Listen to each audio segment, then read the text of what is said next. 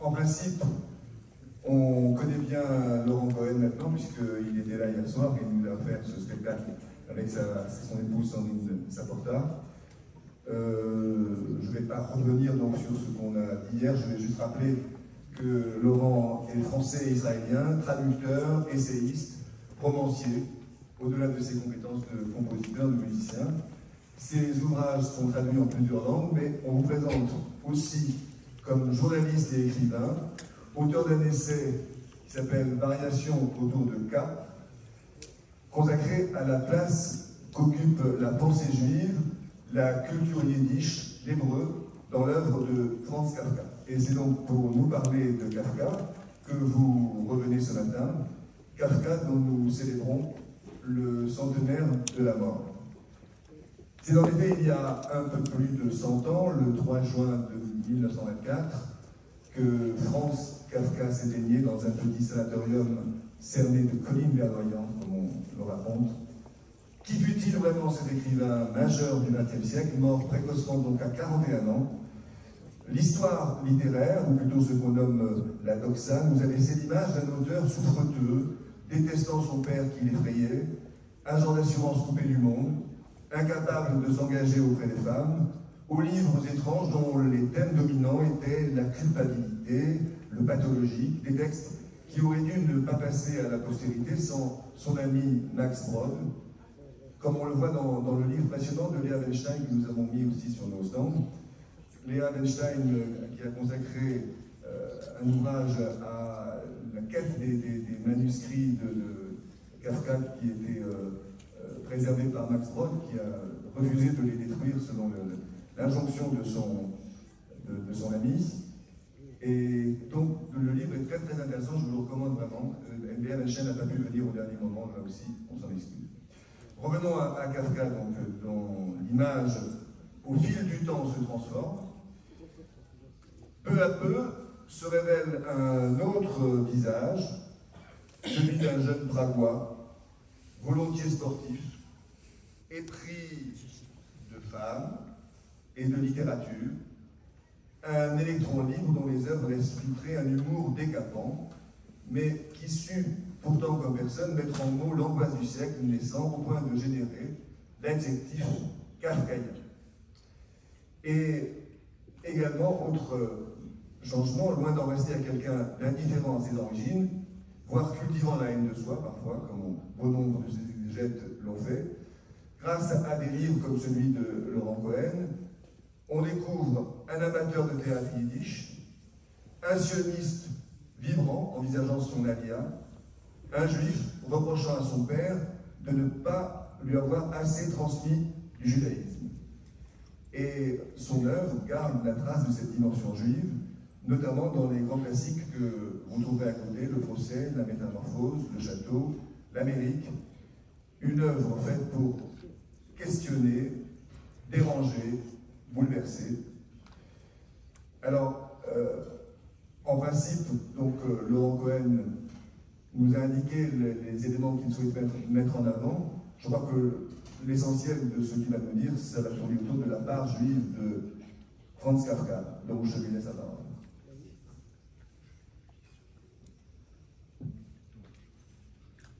Bonjour. On m'entend bien? Ok. Donc on a beaucoup parlé de Kafka au cours de l'année 2024, une année qui aura été marquée par divers événements liés au centenaire de Kafka, donc, qui est décédé le 3 juin 1924. Donc il y a eu des programmes radiophoniques, il y a eu des rencontres, des colloques, des tables rondes, auxquelles il faut ajouter une véritable avalanche de publications de très nombreuses langues, publications d'articles, d'ouvrages, dont la biographie magistrale de Rainer Stasch, que je n'ai pas amenée, mais qui constitue vraiment un événement dans le champ de la recherche autour du canon, sur le canon kafkaïen. D'après ce qu'on a raconté, il a même été question de Kafka à la télé. Donc voilà. Un grand événement. Oui, donc, mais alors ce qui m'importe de souligner d'emblée, c'est qu'en dépit de quelques faux pas, le résultat de toute cette entreprise éditoriale est plus qu'encourageant. En vérité, il témoigne clairement du fait que depuis quelques années déjà, la recherche sur le corpus kafkaïen est bel et bien entrée dans une ère nouvelle, une ère où la rigueur, l'érudition prennent désormais la place de la libre interprétation, cette libre interprétation dont la recherche a tant pâti pendant trop longtemps. Voilà, quant aux quelques faux pas que j'évoquais, je me contenterai d'en rappeler qu'un, le plus ridicule sans doute, puisque parmi les grands intrus dans le champ de la recherche, enfin dans le champ des études kafkaïennes, on compte l'auteur d'un livre intitulé « Se méfier de Kafka ». Voilà, ni plus ni moins. Donc je ne sais pas si c'est un vulgaire coup éditorial ou une entreprise idéologique beaucoup plus trop, ou peut-être les deux. J'avoue que je ne me suis pas vraiment posé la question. Alors toujours est-il que ce bouquin, qui est bourré de mots bizarres, de mots amphibologiques, prétend que tous nos malheurs conceptuels, notre idée du droit, notre approche de la loi, de l'équité, de la culpabilité, etc., ont été gâtés et corrompus par l'œuvre de Kafka. Voilà. Donc je voulais donner cet exemple pour dire que les faux pas perdurent, mais qui sont beaucoup plus rares de nos jours. Donc je tiens à le répéter, dans leur grande majorité, les hommages rendus à Kafka au cours de l'année écoulée témoignent d'un grand pas en avant. Ce matin, je vais tenter de vous dire pourquoi et comment on peut parvenir à ce constat, mais au préalable, je me permettrai d'aborder brièvement certains points fondamentaux. Alors, pour commencer, il faut naturellement rappeler que pendant longtemps, il a été compliqué de parler de Kafka d'une manière que je qualifierais de raisonnable, parce que l'état lui-même du corpus kafkaïen, près de 3400 pages, avait de quoi désorienter les meilleures volontés. On y trouvait une quantité phénoménale de lettres, 3 romans plus ou moins inachevés, des nouvelles qui s'apparentent à des contes paraboliques, un grand nombre de pages volantes, des notules griffonnés sur de tout petits bouts de papier, un journal fleuve, des aphorismes de facture théologique, des cahiers d'hébreu, d'étranges croquis, quelques fragments de théâtre également. On est donc très très loin d'une œuvre organisée où la postérité n'a plus qu'à entrer pour suivre le parcours fléché que je lui aurais préparé l'auteur. Voilà. Donc absolument rien de tel avec Kafka, qui nous lègue, bien malgré lui, puisqu'il voulait qu'on détruise son œuvre, qui nous lègue un véritable chantier. Ou pour le dire de manière encore plus brute dans les mots de Rainer Stasch, à première vue, il est difficile de ne pas éprouver le sentiment que, j'ouvre les guillemets, Kafka, comme écrivain, laisse derrière lui un véritable champ de ruines. Donc ça, c'est le premier point que je voulais évoquer. À cette difficulté première vient se greffer un phénomène que l'on peut dire unique dans la République mondiale des lettres, celui de l'incroyable orgie interprétative dont l'œuvre de Kafka va devenir l'objet, et parfois même la proie, immédiatement, ou presque immédiatement, après la mort de Kafka lui-même en 1924. En effet, moins de 2 ans plus tard, Le Château est publié et déjà, on peut voir lentement s'ébaucher ce qui va devenir, au cours des années 30 et 40, un véritable cas à part dans le domaine de la recherche littéraire, un cas tellement singulier et démesuré qu'on finira par lui accoler le nom de kafkologie. Alors peut-être ironiquement au début, mais le terme de kafkologie va pourtant parvenir à s'imposer, du moins dans certains milieux et pendant un certain temps, comme une catégorie herméneutique parfaitement légitime. D'ailleurs, dès l'immédiate après-guerre, on ne peut déjà plus compter le nombre d'auteurs qui tiennent à proposer des clés, des grilles de lecture, d'interprétations contraires, contradictoires ou carrément fantasmagoriques, et ce dans toutes les langues, ce qui va logiquement donner lieu à la publication d'une quantité d'ouvrages à proprement parler effrayantes.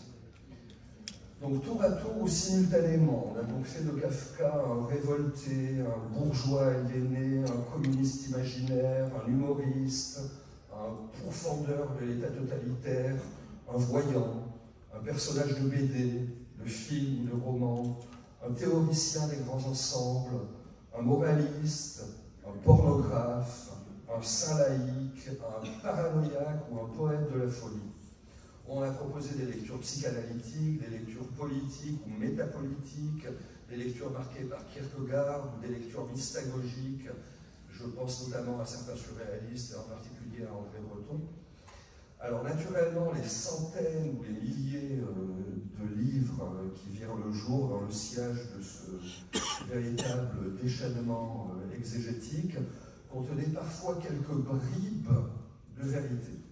Mais une vérité qui se transforme en mensonge dès qu'on tente d'en faire une règle, de la codifier, autrement dit de la plaquer, de l'appliquer sur l'ensemble de l'œuvre de Kafka et, si je puis dire, sur l'intégralité du personnage Kafka lui-même. En 2024, bientôt 2025, tout cela n'a plus cours. Et la raison est d'ailleurs très simple, selon moi. Et en effet, les kafkologues ont fini par comprendre que l'œuvre de Kafka constitue un organisme vivant. Ils ont fini par réaliser qu'on ne peut lire l'Amérique sans lire le journal, qu'on ne peut pénétrer la dialectique des aphorismes sans lire des milliers de lettres, qu'on ne peut rien comprendre au château si on n'a pas au préalable réfléchi au problème de la langue, donc de l'identité, donc de la géographie mentale, de la géographie intérieure de Kafka. Mieux, on ne peut pas lire Kafka sans lire, dans toute la mesure du possible, évidemment, ce que Kafka lui-même a lu.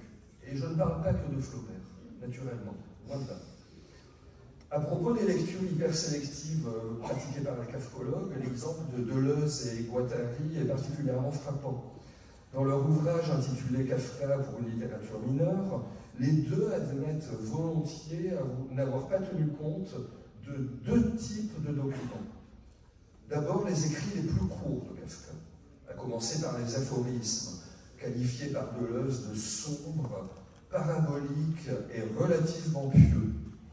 C'est donc la religiosité de tels aphorismes qui justifiait, selon Deleuze, qu'on les mette de côté, ce qui est vraiment dommage.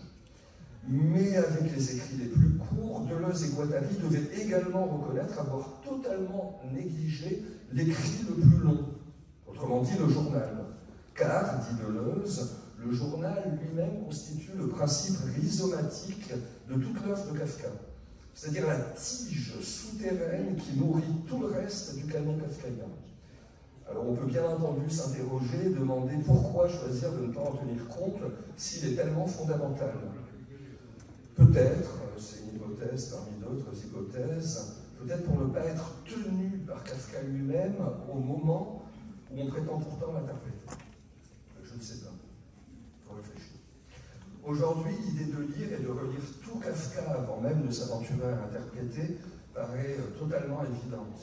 Mais il m'importait de rappeler que pendant des dizaines et encore des dizaines d'années, la kafkologie a pris le contre-pied d'une telle méthodologie. Et pour illustrer ce que furent ces longues périodes d'égarement et d'errance kafkologique, j'ai l'habitude de donner un exemple qui est malheureusement loin d'être unique. En date du 10 octobre 1913, on trouve une note lapidaire dans le journal de Kafka. « Ne pas oublier Kropotkin », écrit-il. Par ailleurs, on sait que Kafka s'est rendu quelquefois à des rencontres organisées par les anarchistes pragois. Alors vraiment, rien de plus. Pourtant, il n'en a pas fallu davantage pour voir des auteurs tenter de nous fabriquer littéralement un Kafka anarchiste, adepte de la grande utopie ou du grand chaos ou des deux à la fois. Alors, particulièrement caricatural, mais je le répète, loin d'être unique, cet exemple montre comment la kafkologie a longtemps parasité le canon kafkaïen lui-même. D'autant qu'en faisant de Kafka un anarchiste, pour continuer avec cet exemple, on mentait au moins deux fois. La première, parce que Kafka n'a tout bonnement jamais été anarchiste et défendre une telle idée aujourd'hui dans une université, dans une yeshiva ou dans n'importe quel cercle d'études provoquerait un grand éclat de rire. Mais en faisant de Kafka un anarchiste, on mentait également en occultant, en taisant le fait que certaines formes de pensée libertaire ont effectivement attiré Kafka. Je pense notamment à l'idéal du kibbutz, notamment, sur lequel il se tenait très informé et qui lui inspira même un texte théorique intitulé « La communauté des travailleurs non possédants ». Et donc, non seulement les kafkologues projetaient leurs propres désirs, dirons-nous, sur Kafka en isolant tel ou tel élément marginal de son œuvre pour en faire une généralité, mais leur manière de procéder avait logiquement un prix très élevé. En effet, tandis que l'on montait en épingle telle phrase, tel fragment d'un écrit de Kafka pour l'élever au rang de théorie, on devait négliger tout le reste de son œuvre, y compris, et c'est là que la kafkologie révèle son caractère le plus douteux, y compris certaines thématiques récurrentes, des thématiques majeures. Sur ce point, l'exemple qui est sans doute le plus flagrant et qui convient d'ailleurs parfaitement au cadre dans lequel se déroule notre rencontre, celui d'un salon du livre des monts juifs, l'exemple qui est donc sans doute le plus parlant, le plus flagrant, est celui de la judéité de Kafka. Son journal contient un très grand nombre d'annotations sur le théâtre yiddish. C'est même par l'intermédiaire de ce théâtre qu'il va entamer une quête, un questionnement récurrent, compliqué, voire laborieux, qui touche à son identité juive, ce qui le mènera notamment à compter de la déclaration Balfour, à se tourner vers le mouvement du retour à Sion, comme vers l'étude de l'hébreu, étude qu'il qualifie de régulière et acharnée. Toutefois, ni chez Sartre, ni chez Camus, ni chez Kundera, ni chez tant d'autres auteurs qui prétendent écrire ou interpréter Kafka, vous ne lirez la moindre analyse pertinente portant directement sur de telles thématiques. L'hébreu, la kafkologie s'en fichait.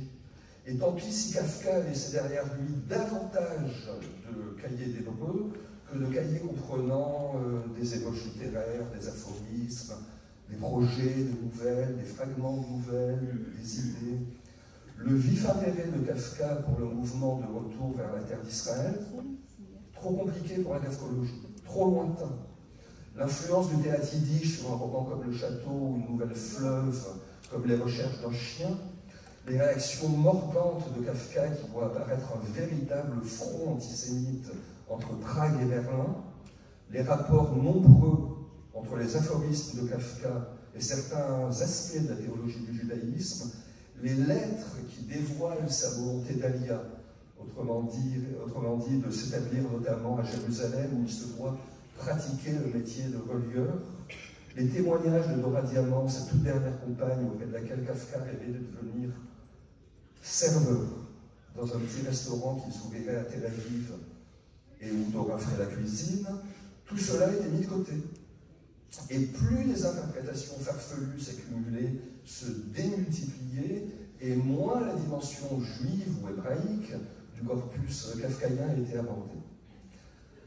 Alors le désintérêt, voire l'occultation intentionnelle d'une telle dimension n'est évidemment pas à chercher du côté d'un antijudaïsme, de quelque forme d'antijudaïsme. Je crois plutôt qu'en gommant toute particularité liée à la judéité de Kafka, on se figurait, on croyait l'universaliser, on croyait le préserver dans la belle communautaire d'écrivains juifs. Et puis se pencher sur la judéité de Kafka demandait aux auteurs un savoir préalable, ou bien qu'il fallait acquérir sur le fait juif lui-même, l'histoire, littérature, théologie, langue hébraïque et retournation, judaïsme d'Europe orientale que Kafka admirait, et judaïsme de l'Ouest en quête d'intégration, voire de reniement, envers lequel Kafka, comme la recherche l'a amplement démontré, éprouvait un profond mépris. C'est donc tout cela que les premiers interprètes de Kafka auraient dû maîtriser s'ils avaient voulu écrire sur sa judéité. Or, ils n'en éprouvaient ni l'envie, ni même le besoin, vu qu'ils pouvaient tout simplement bannir cette question. Avant de conclure, il m'apparaît tout de même important de noter qu'en marge de la kafkologie caricaturale, la kafkologie qui a produit tous ces livres qui n'ont plus aucune espèce de raison d'être, apparaît éventuellement dans le cadre d'un projet d'anthropologie littéraire, d'une étude qui porterait sur ce qu'on appelle parfois les comportements littéraires et qui demanderait un véritable travail d'équipe où on coopérerait des chercheurs venus d'horizons très différents, etc. Et donc en marge de cette kafkologie d'un autre temps et totalement désuète, il est fondamental de rappeler qu'à chaque génération, il y a eu une infime minorité d'auteurs qui ont produit des commentaires rares et profonds, des commentaires auxquels nous avons toujours prioritairement recours, malgré le temps qui nous sépare de leur rédaction. Dans une telle optique, je me contenterai de rappeler Gershom Scholem et Walter Benjamin. L'œuvre de Kafka occupe une place prépondérante dans leur correspondance. En juillet 1934 déjà, Benjamin écrit à Scholem « Je te prie de me communiquer l'une ou l'autre de tes idées sur Kafka. » 2 mois plus tard, septembre 1934, leurs échanges autour de Kafka ayant pris une nouvelle ampleur, Benjamin demande à Scholem « Je te prie de m'éclairer ta formule d'après laquelle Kafka présenterait le monde de la révélation dans une perspective où elle est reconduite à son néant. » Là, il est évidemment question d'une des clés de la lecture scholemienne de Kafka. La loi révélée a perdu son caractère intelligible. La loi révélée n'est plus déchiffrable. Elle n'est plus vécue comme une révélation, mais comme une aliénation. Et on pourrait démultiplier les images qui rendraient compte d'un tel dérèglement. Notamment l'image du messager, en l'occurrence le dépositaire de la loi, qui a oublié la teneur du message qu'il doit transmettre, dans le cas qui nous intéresse, la loi elle-même, mais qui n'en oublie pas pour autant sa fonction de messager. C'est une figure très kafkaïenne qu'on peut appliquer à divers fragments du corpus de son œuvre. Donc on le voit, l'œuvre de Kafka est abordée comme un cadre où affleurent des problématiques religieuses qui relèvent d'une véritable théologie de crise. Néanmoins, alors même qu'elle s'origine dans de telles catégories, l'œuvre de Kafka véhicule une hypermodernité. Une hypermodernité que Scholem et Benjamin soulignent constamment à gros traits. Dans une lettre de juin 1938, Benjamin peut donc écrire à Scholem que ce qu'il y a de fou, de proprement fou dans Kafka, provient du fait qu'il dépeint un univers d'expérience qui, tout en étant d'une modernité radicale, lui a été clairement convoyé par l'héritage mystique. Voilà. Outre Scholem et Benjamin, il faudra encore évoquer Vialat, l'admirable premier traducteur de Kafka en français. Il faudrait parler de Marthe Robert, avec laquelle j'ai eu le privilège de m'entretenir à plusieurs reprises, il y a plus de 30 ans, et qui a dédié la plus grande partie de sa vie à méditer, à traduire et à commenter les livres de Kafka. Merci à vous. Merci cher Laurent pour cette communication savante. J'aurais quand même besoin d'abord de vous préciser que une partie de ces réflexions, une toute petite partie, figure dans ce livre Variations autour de cas qu'on ne trouve plus dans le commerce, qui est épuisé, mais j'avais insisté lourdement auprès de lui pour pouvoir le rééditer. Je pense qu'il mérite largement cette situation. Et dans ce livre, il y a plusieurs passages qui m'ont beaucoup intéressé, et je voudrais simplement sur un ou deux d'entre eux revenir pour justement caractériser cette part juive de Kafka. Vous faites un long développement sur le château, en montrant comment le château, finalement, se rapporte d'une grande façon à sa condition de juif. Alors oui, mais plus particulièrement, Marthe Robert a dit à raison que le château est une dernière tentative d'intégration avant une pleine adhésion au sionisme. Kafka se rapproche du sionisme, comme je l'ai dit, au moment de la déclaration Balfour, c'est-à-dire en 1917, et il devient réellement actif, alors très actif sur un plan militant. Il y a des lettres qui sont très étonnantes de ce point de vue-là, qu'à compter de 1921-1922, c'est-à-dire que le château, puisqu'on se souvient que Karl Arpenteur tente d'être admis par la communauté, on lui répond, mais vous êtes un étranger tout le temps sur les routes, vous n'êtes pas du village, voilà, donc c'est, selon Marthe Robert, et je me permets de reprendre son analyse, c'est une dernière réflexion sur une tentative d'intégration à une société qui ne serait pas celle du Yishuv, d'Eretz Israël, à ce moment-là. Et les 2 dernières années de la vie de Kafka sont intensément marquées par l'apprentissage de l'hébreu, par l'étude de la pensée juive, notamment toute la dernière année quand il est à Berlin. D'ailleurs, il ne fait plus que ça, il ne fait plus qu'aller dans un institut d'études des sciences du judaïsme. Et seule la maladie l'empêchera, pour résumer à fond.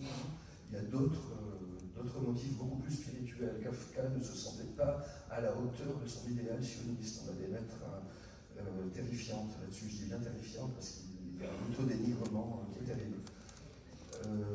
Mais il reste, enfin jusqu'à la toute fin, très très proche. Il est abonné à toutes les revues sionistes, comme Autodéfense ou bien Berlioz de Martine Buber. Voilà.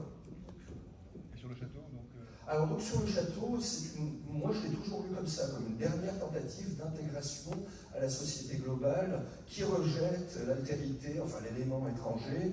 Dans le cas de Kafka, il s'agit bien évidemment de l'élément juif, mais je pense que plus Kafka est juif et plus sa littérature se trouve être universelle. Donc il y a plein de gens qui pourraient lire le Kafka de Marthe Robert, enfin comme elle l'a fait. Et peut-être une dernière question, vous avez parlé d'autodénigrement, qui est une des constantes de l'attitude de Kafka à l'égard de son œuvre. Quel sens peut-on donner à sa demande de détruire ses manuscrits à la fin de sa vie et cette recommandation à Max Brod? Alors on a beaucoup pensé, on en a beaucoup parlé. À mon avis, voilà, je pense que Kafka était dans l'attente d'un mystérieux salut qui lui serait venu par l'écriture. Ce salut n'est jamais arrivé. Mais en même temps, il n'a jamais voulu reconnaître que ce salut était chimérique, finalement.